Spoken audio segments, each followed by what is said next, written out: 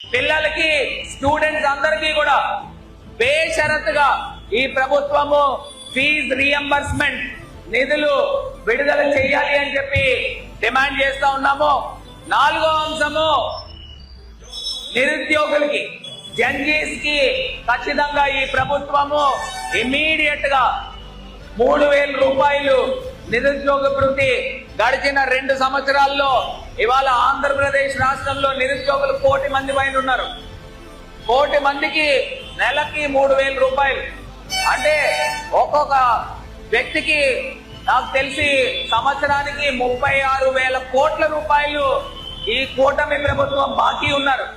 అంటే 2 సంవత్సరాల్లో ఈ కూటమి ప్రభుత్వం జెన్జీస్ కి 72,000 కోట్ల రూపాయలు నిరుద్యోగ భృతి పేరు మీదే బాకీ ఉన్నారు. ఈ రకంగా అబద్ధాలు ఆడి ఈ ప్రభుత్వం అధికారంలోకి వచ్చింది. ఖచ్చితంగా ఈ అన్నిటిపైన పోరాటం చేస్తాము. ఏదైతే డిఎస్సి పరీక్షల్లో జరిగిన అవకతవకల గురించి సిబిఐ ఎంక్వైరీ చేయాలి. నారా లోకేష్ విద్యాశాఖ మంత్రి ఇమీడియట్ గా బాధ్యత వహించి రాజీనామా చేయాలి అని చెప్పి డిమాండ్ చేస్తూ మరి ఈ 5 అంశాల గురించి కూడా ఇవాళ నిరాహార దీక్షకి కూర్చోవడం జరిగింది.